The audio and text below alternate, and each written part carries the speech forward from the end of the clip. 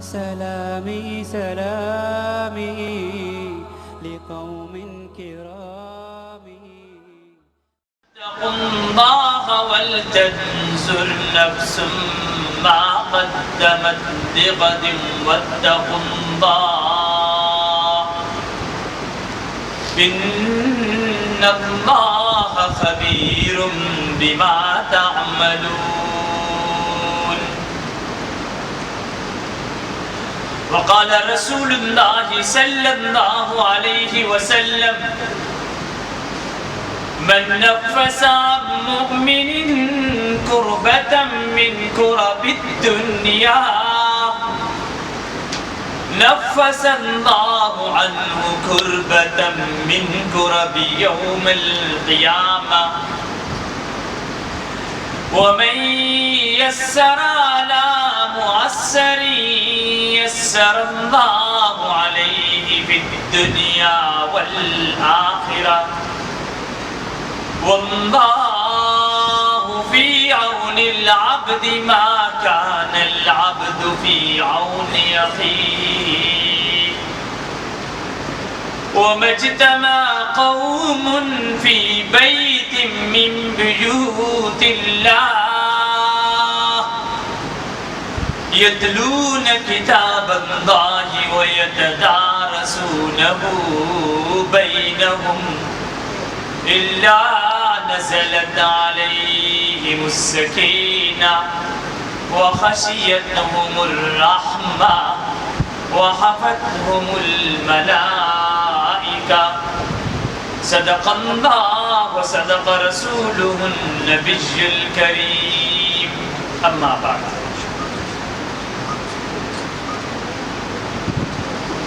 محترم و مکرم قابل قدر قابل اعزاز حضرات علماء کرام،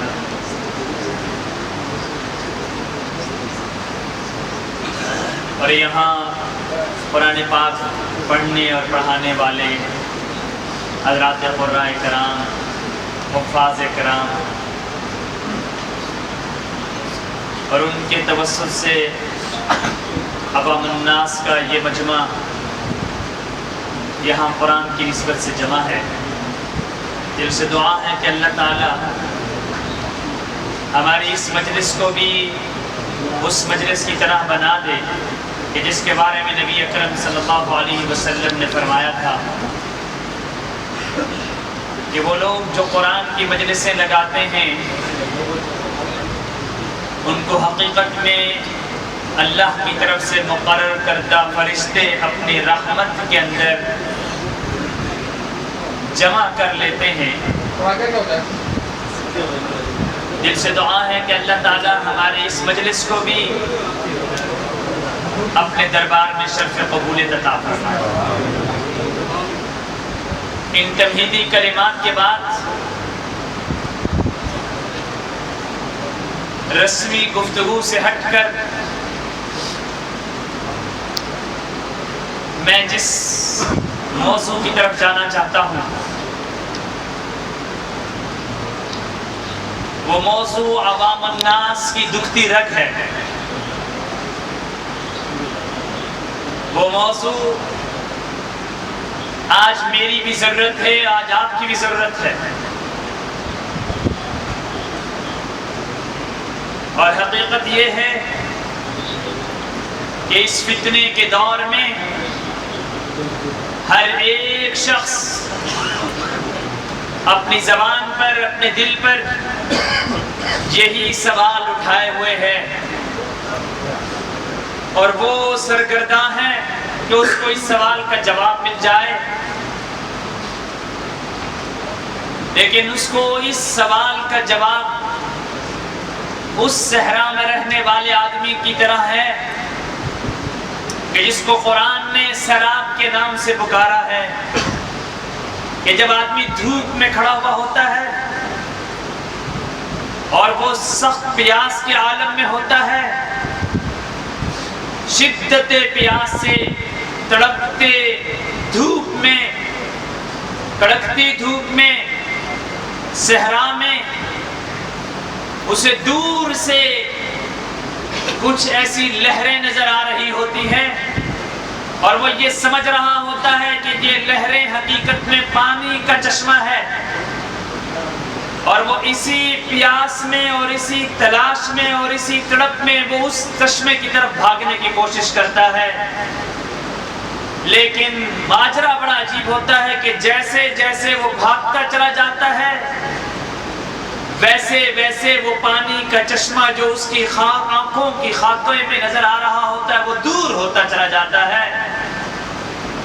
وہ سمجھ رہا یہ ہوتا ہے کہ یہ جو لہریں ہیں یہ پانی کا چشمہ ہے، حقیقت میں وہ پانی کا چشمہ نہیں ہوتا۔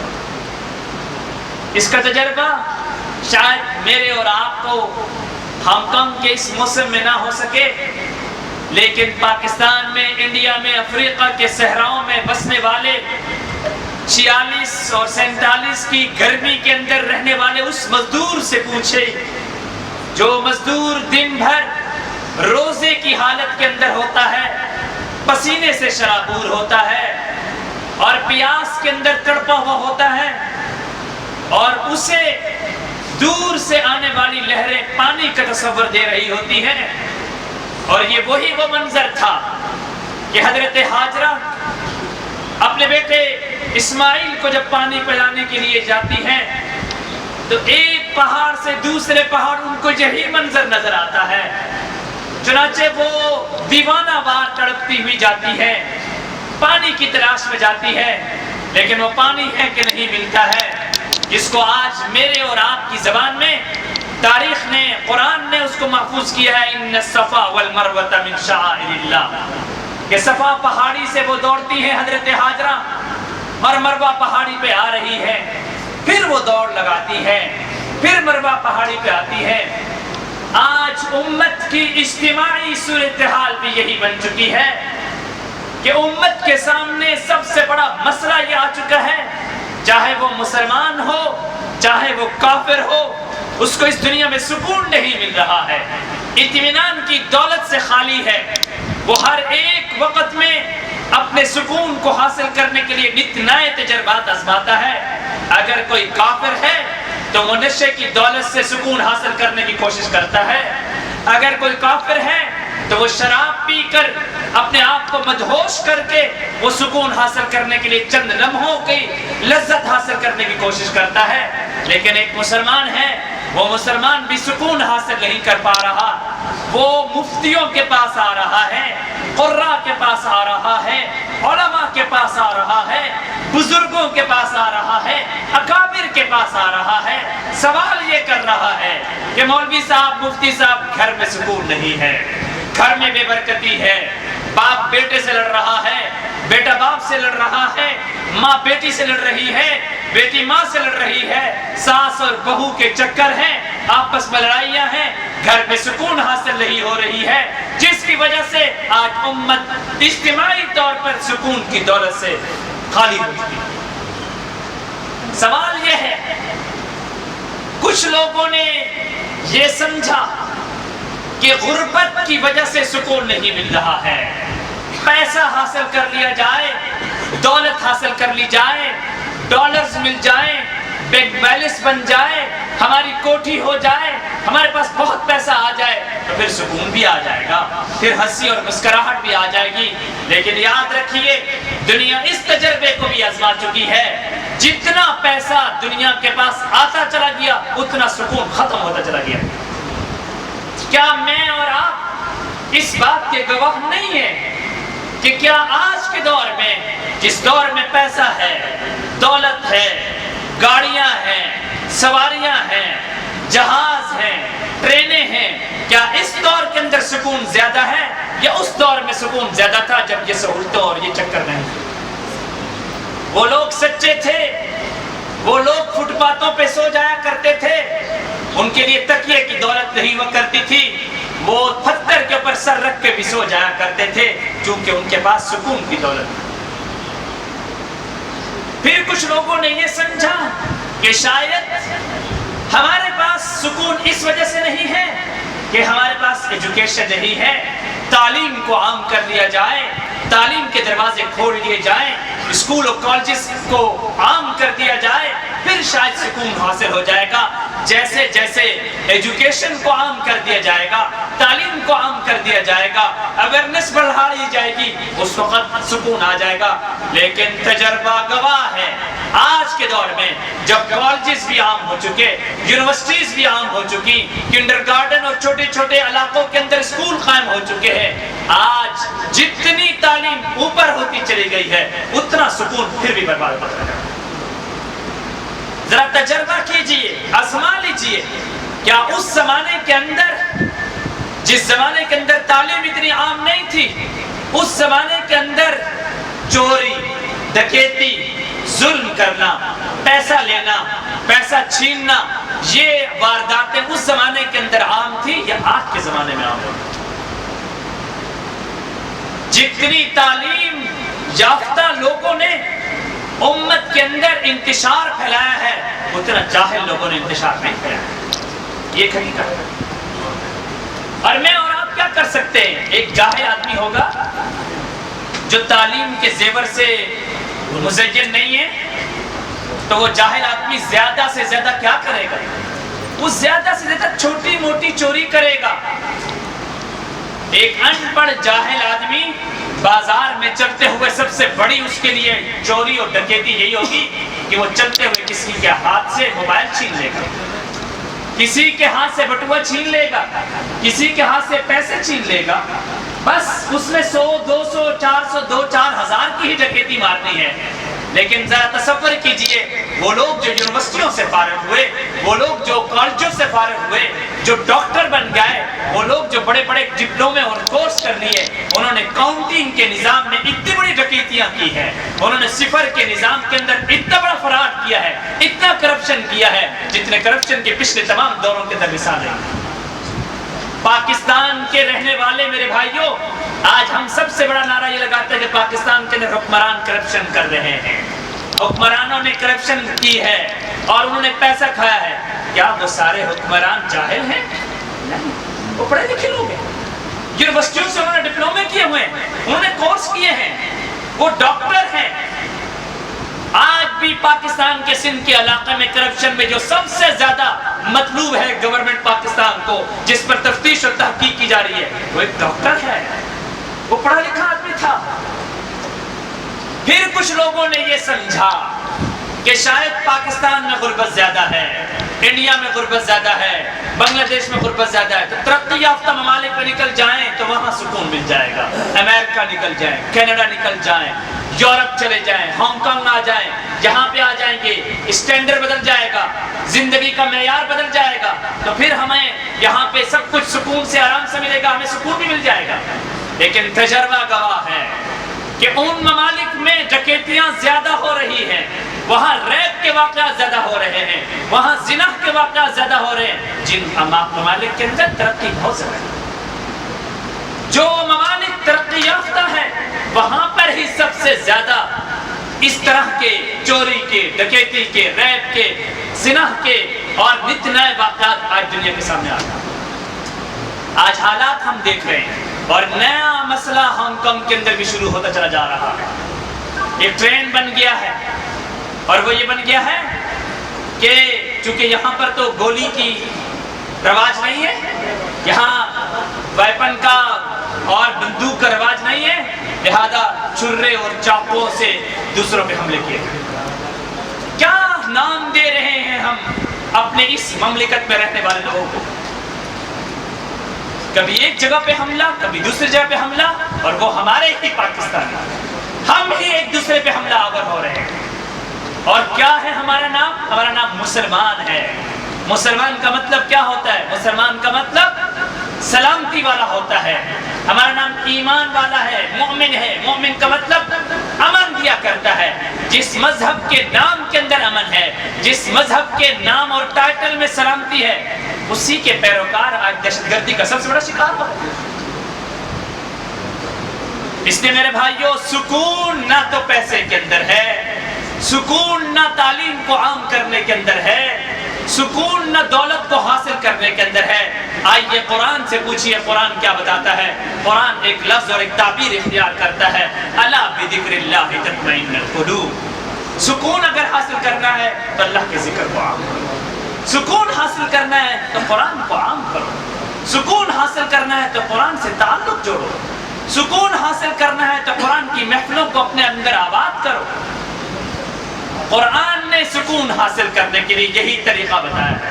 اور ذرا تصور کیجئے، اللہ تعالیٰ نے انسان کو دو ایسی صفات سے مزین کیا ہے، یہ دو صفات اللہ تعالیٰ نے کسی اور مخلوق کو عطا نہیں کی، ایون فرشتوں کو بھی اللہ تعالیٰ نے یہ دو صفات نہیں دی ہے، جو دو صفات اللہ تعالیٰ نے ایک انسان کو عطا کی۔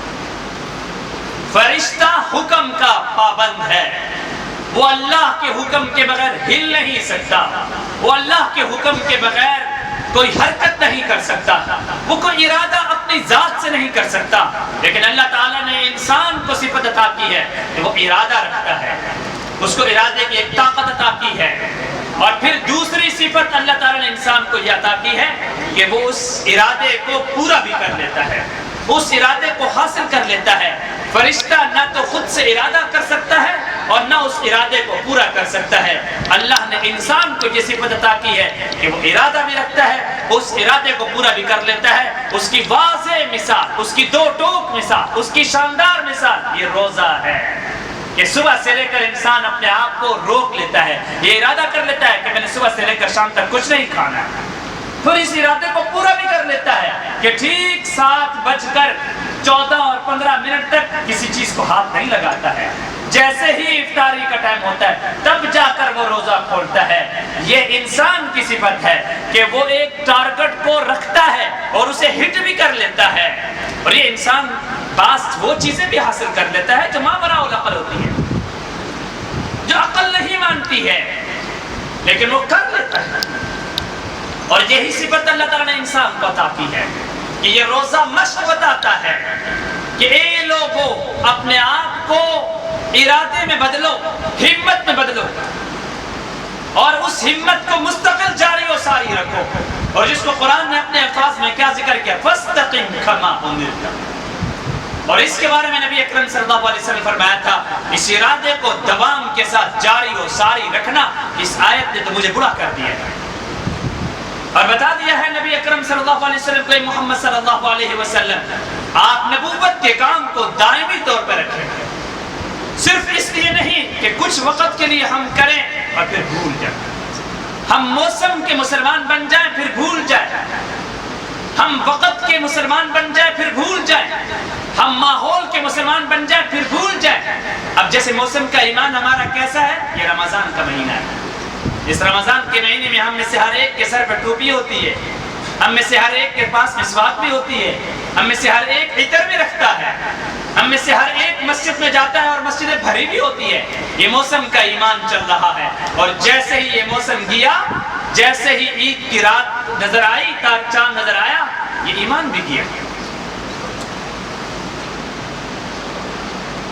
پھر اسی طریقے سے وقت کا ایمان بھی آ جایا کرتا ہے، اور وہ وقت کیا ہوتا ہے، جب کہیں پر عید کا دن ہے تو شب برات کا دن ہے، تو شب معراج کا دن ہے، تو محرم کی 10 تاریخ ہے، یہ وقت کے ایمان تک چلتے ہیں۔ پھر ماحول اور زمانے کا بھی ایمان چلتا ہے، اور زمانے کا اور ماحول کا ایمان کیا ہے، جیسے ہم عمرے پہ جاتے ہیں، پورا سال ہم نماز نہیں پڑھتے، ہم مسجد کی طرف نہیں جاتے، بس جمعے کے ہم لوگ نمازی بن جاتے ہیں، اور جیسے مدینہ منورہ میں پہنچے، جیسے مکہ مکرمہ میں پہنچے عمرے کی غرض سے، اب وہاں پہ ماحول ایسا ہے چونکہ وہ مکہ اور مدینہ ہے، ارے جو نماز مکہ اور مدینہ میں فرض تھی وہ ہم کام میں بھی تو فرض تھی، لیکن کیا ہوا کہ جب وہ وہاں پہنچا تو نہ صرف یہ کہ وہ فرض پڑھ رہا ہے بلکہ ساتھ ساتھ تہجد بھی پڑھ رہا ہے۔ چنانچہ ہم جب کئی دفعہ گروپوں میں جاتے ہیں حج کے عمرے کے موقع پہ، جب وہاں پہ جاتے ہیں تو ایسے کئی دوست، جن دوستوں کا حال یہ کہ یہاں نظر بھی نہیں آتے، اور وہاں باقاعدہ پابندی سے رات کو 2-2 3-3 بجے اٹھ کر حرم جا رہے ہیں۔ یہ زمانے کا ایمان اللہ کو یہ مطلوب نہیں ہے میرے بھائیوں۔ انسان کے اندر یہ جو صفت ہے کہ دوام کے ساتھ رہے، اپنے ایمان کو دوام کے ساتھ برقرار رکھے، یا ایھا الذین آمنوا ادخلوا فی السلم کافہ، ایمان والو اپنے اسلام کے اندر پورے طریقے سے داخل ہو جاؤ۔ اس میں صرف اور صرف دو رنگی اور مختلف قسم کے حالات اور واقعات سے متاثر مت ہو جاؤ. اور اسی کو اللہ رب العزت نے ذکر کیا فرمایا وَنَفَخْتُ فِيهِ مِن رُوحِي. میں نے انسان کے اندر ارادے کی صفت رکھی اور پھر میں نے اپنی طرف سے روح بھی پھونکی. یہ اللہ تعالیٰ اس روح کی نسبت اپنی ذات کی طرف فرما رہے ہیں اور فرما رہے ہیں کہ جو اللہ کی صفت ہے. دیکھیں اللہ تعالیٰ کی جو صفات ہیں اگر آپ اس کو دیکھیں وہ جبار ہے، وہ قہار ہے، وہ خالق ہے، وہ مالک ہے، وہ رازق ہے، وہ قادر ہے.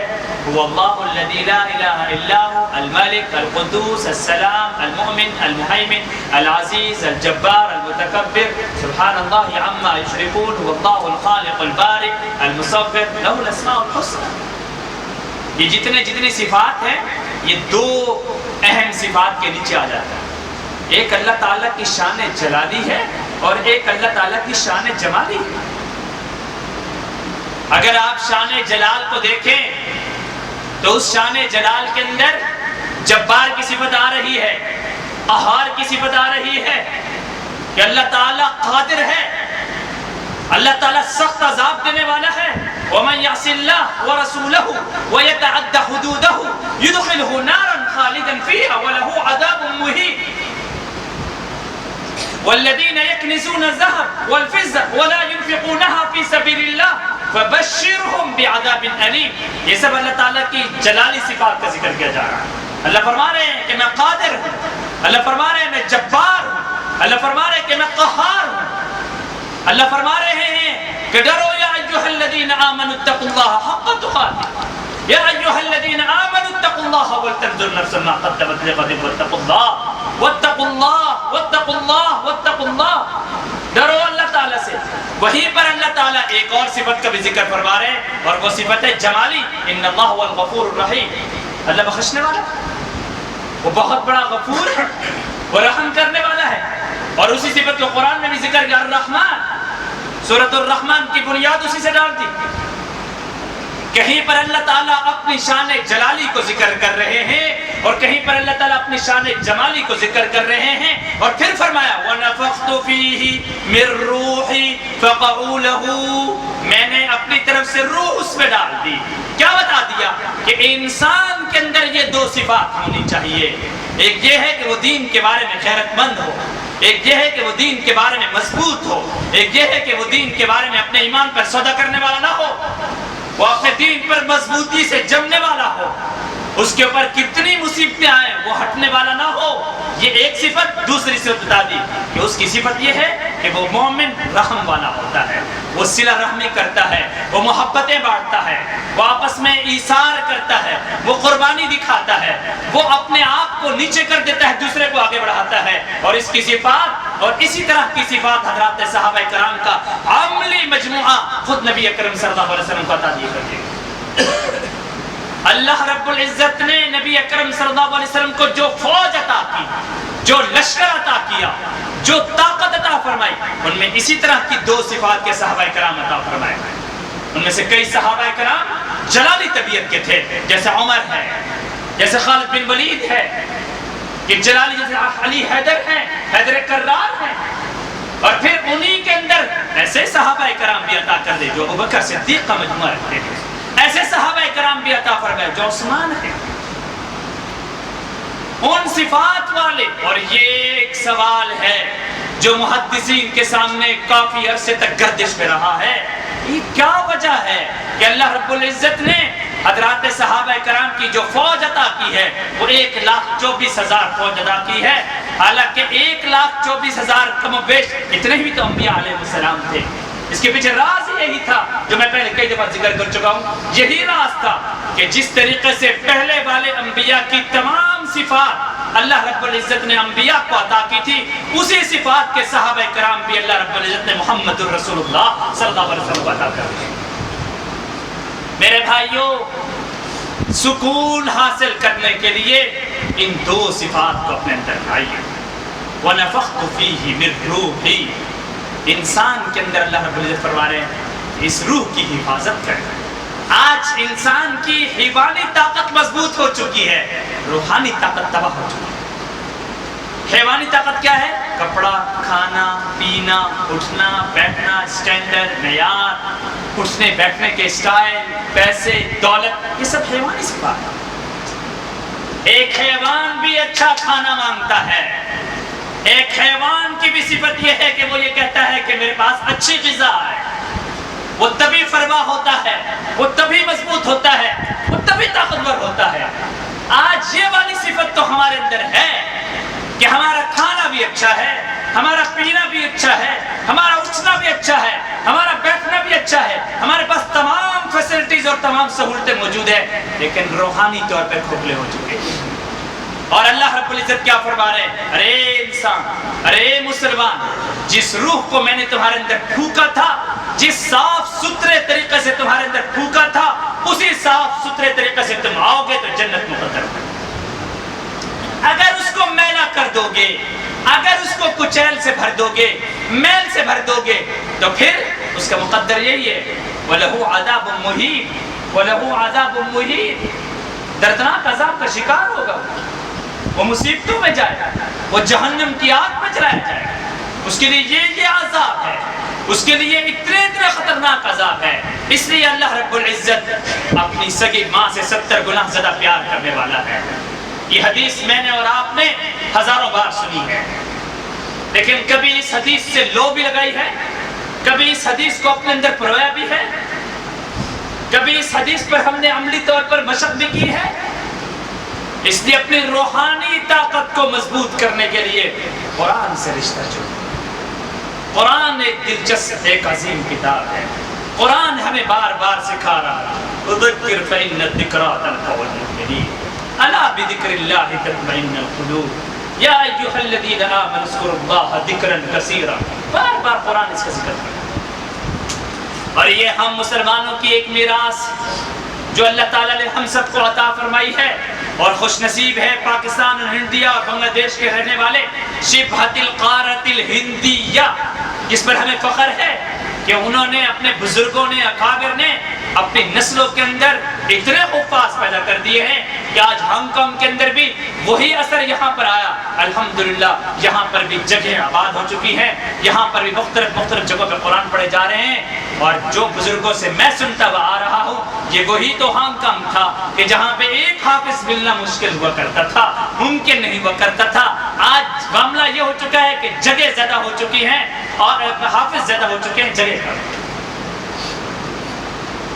یہ ایک نعمت ہے میرے بھائیوں جو ان بزرگوں نے ہمیں دی ہے، ہم انہی بزرگوں کے پیروکار ہیں۔ میرے والد محترم ابھی کچھ عرصہ پہلے یہاں پہ آئے، ہمارے بعض علماء صاحب سے ملاقات، اللہ تعالیٰ ان کا سایہ تعدیر قائم و دائم رکھے۔ قاری صاحبان حضرات نے ان سے ملاقات بھی ہوئی۔ آج ہم یہاں پہ جو قرآنی مجالس لگا رہے ہیں، بہت سہولت آ چکا، مدرسوں کا نظام آ چکا، یہاں پہ قاری صاحبان کا نظام آ چکا ہے، اور باقاعدہ پراپر نظام ہے، وہاں بچے آتے ہیں، پڑھتے ہیں، استاد صاحبان موجود ہیں، اپنا ٹائم دیتے ہیں۔ جو میں نے اپنے والد صاحب کو دیکھا، میرے والد صاحب نے قرآن پاک کہیں مدرسے میں نہیں پڑھا، اور جو وہ خود بتاتے ہیں، اور میں فخر کرتا ہوں کہ میں ایک ایسے باپ کا بیٹا ہوں الحمدللہ۔ اور بھائی حافظ زبیر اور بھائی حافظ طاہر صاحب یہ کراچی جا چکے ہیں، ان کے والد صاحب وغیرہ یہ کراچی جا چکے ہیں، اور میں یہ بات تحدیث بالنعمت کے طور پہ ذکر کرتا ہوں۔ تحدیث بالنعمت کا اردو کے اندر مطلب یہ ہوتا ہے کہ ایک نعمت کا اظہار کرتا ہوں۔ اللہ فخر اور تکبر سے ہم سب کی بات کر رہا ہے۔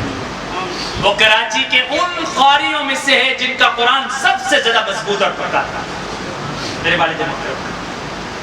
یہاں پورے مسجد کے بیچ میں آئے نماز میں پڑھائی، میں نے ابو سے اس طرح مشورہ کرتے ہوئے پوچھا کہ قرآن پاک یاد کرنے کا ٹپس بتائیں طریقہ۔ تو باتوں باتوں کے اندر بتانے لگے کہ تم تو قرآن پاک مدرسے میں پڑھتے رہے ہو، اور میں نے قرآن کیسے پڑھا؟ فرمایا کہ میں نے قرآن اس طرح پڑھا کہ جو میرے استاذ تھے وہ بکریاں چرایا کرتے تھے، تو جنگلوں کے اندر، اچھا یہ ایک تجربے کی بات ہے، میں ایک حافظ ہوں، تو میں نے جو قرآن حفظ کیا وہ سورہ لیلہ والے سے بارے میں کیا۔ آپ کو پتا ہے جو حافظوں کا ایک انداز ہوتا ہے، کسی کا 15 لینے والا ہوتا ہے، کسی کا 13 لینے والا ہوتا ہے، کسی کا 16 لینے والا ہوتا ہے. اور میں جب حافظ ہوں 16 لینے والے قرآن پاک میں، تو میں ہمیشہ یاد بھی 16 لینے والوں میں کرتا ہوں.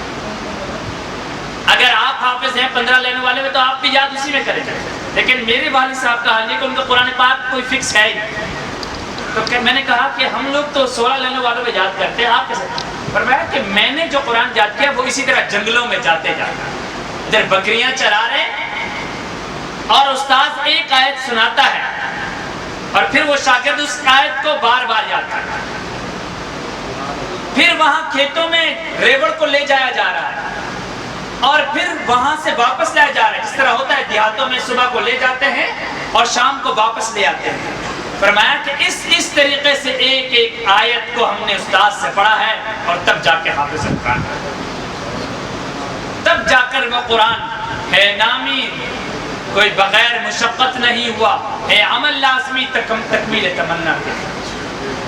عمل ہوتا ہے میرے بھائیوں جو انسان اپنی تکمیل تمنا کرتا ہے. وَنَفَخْتُ فِيهِ مِن رُّوحِي، اسی اصول کو دیکھتے ہوئے اپنے اندر تبدیلی لانے کی کوشش کیجئے. اسی اصول کو دیکھتے ہوئے اپنے اندر روحانی طاقت کو مضبوط کیجئے. اسی روحانی طاقت کی وجہ سے دلوں میں سکون آئے گا. اسی روحانی طاقت کی وجہ سے گھروں کے اندر برکتیں پیدا ہوگی. اسی روحانی طاقت کی وجہ سے گھروں کے اندر خوشگوار انقلاب برپا ہوگا. اگر قرآن کی مجلسیں میرے اور آپ کے گھر میں نہیں سجیں گی تو ہمارے گھر ایک تباہی و بربادی کا نمونہ ہوں گے. ہمارے گھر شیطانی چکرات کا مجموعہ ہوں گے، بے برکتی کا مجموعہ ہوں گے. آئے دن نئے نئے لوگ آتے ہیں، وہ آ کر مسئلہ پوچھتے ہیں، مفتی صاحب آج گھر میں نے فلاں چیز دیکھی، آج میں نے فلاں چیز یہ ہوا، مجھے فلاں تعویذ دے دے. ارے گھر کے اندر آپ نے قرآن کو سجایا نہیں، قرآن کو پڑھا نہیں تو برکتیں کیسے آئیں؟ اس لیے عزم کریں، ارادہ کریں میرے بھائیوں کہ آج سے صرف اور صرف ہم آج کی اس مجلس میں قرآن پاک کا ختم ہوا، تھوڑی دیر ہم نے پڑھ لی، کچھ بیٹھ کے گپ شپ لگا لیا اور پھر ہم کچھ تھوڑا بہت کھانے کی چیز مل گئی اسے انجوائے کر لیا اور پھر چلے گئے اور پھر حافظ صاحب قاری صاحب اگلے سال نظر آئیں گے. یہ رویہ ختم کر دیں. اس رویے کو ختم کرنے کی ضرورت ہے. اور آخر کے اندر میں یہ بات کرتا ہوں کہ کوشش کریں اپنے معاملات کو، اپنے حالات کو، اپنے واقعات کو محبت اور بھائی چارے سے حل کرنے کی کوشش کریں. یہ جو نئے نئے قصے سامنے آ رہے ہیں ہانگ کانگ کے اندر میرے بھائیوں، یہ ہمارا نام، ہمارا تشخص، ہمارا اسلام، ہمارا دین برباد کرنے والی باتیں ہیں، بدنام کرنے والی باتیں ہیں. اس طرح کے حالات اور واقعات سے ہمارا چہرہ شرم سے جھک جاتا ہے. ابھی کچھ دن پہلے آپ نے دیکھا چنگسنچوئی میں چنگنگ مینشن میں ہمارے پاکستانی نوجوان کے ساتھ کیا ہوا ہے 7 بجے، اور وہ ٹی وی پر ویڈیو چلا کر ہانگ کانگ کی پوری دنیا کو دکھایا گیا کہ یہ ایک پاکستانی مسلمان کے ساتھ ایک حشر یہ کیا جا رہا. اور باقاعدہ طور پر ہماری بورڈ آف ٹرسٹی کو ہانگ کانگ پولیس کی طرف سے ابھی 3-4 دن پہلے وہ چیف آئے اور انہوں نے ہم اماموں سے یہ کہا کہ آپ اپنی کمیونٹی کے لوگوں کو یہ میسج کنوے کریں کہ خدا را وہ اس طرح کے حالات سے اپنے آپ کو بچائیں. ایک کافر آ کے ہمیں نصیحت کر رہا ہے میرے بھائیوں، ایک کافر ہمیں پیغام دے رہا ہے. یہ کتنی شرم کی بات ہے. اور بعض دفعہ ایسے امام ہونے کی حیثیت سے میں جیلوں میں جا رہا ہوں اور بڑا دکھ ہوتا ہے کہ اپنے ہی پاکستانی ہیں، جو بھی باہر کے فارنرز ہیں ان میں سب سے بڑی تعداد ہانگ کانگ کی جیلوں میں وہ ہمارے پاکستانی اور افریقن بھائی ہیں. اس لیے میرے بھائیوں اس میسج کو پھیلاؤ، یہ اس ٹرین کو ختم کرو. میری اور آپ کی لڑائی ہو گیا ہے تو اسے ایک مولوی صاحب کے دروازے پہ مسجد میں جا کے حل کرو میرے بھائیوں. جا کے گروپوں اور پارٹیوں کے سہارے مت لو. یہ طریقہ امت کو خراب کرنے والا ہے. یہ کہ میری ان کے ساتھ لڑائی تو میں اس کے مخالف گروپ کو پکڑوں گا، وہ چھرے اور ٹوکرے لاتا ہوا آ کے حملہ کر دے گا. کیا دکھا رہے ہیں ہم امت کو یہ چیزیں؟ اتنے تھوڑی سی کمیونٹی اور اس کے اندر آئے دن ہر 1-1.5 مہینے بعد کوئی نہ کوئی قصہ کھڑا ہو گیا، کوئی نہ کوئی. اور پھر ہمارا پاکستان کا نام آ رہا ہے مختلف ٹی وی چینلز پہ، مختلف اخباروں پہ، مختلف نیوز پیپرز پہ. ان حالات کو ادراک کیجئے، ان حالات کا احساس کیجئے. ان حالات سے نمٹنے کے لیے محبت اور بھائی چارہ بانٹ کر اگر دو بھائیوں کے درمیان جھگڑا ہو رہا ہے اسے لائیے ایک مولوی صاحب کے پاس, اسے بڑے بزرگوں کے ساتھ بٹھائیے, ان کو بٹھا کر اس مسئلے کو حل کرنے کی کوشش کریں. اللہ تعالیٰ ہم سب کو ان باتوں پر عمل کرنے کی توفیق عطا فرمائے. وآخر دعوانا ان الحمد للہ رب العالمین.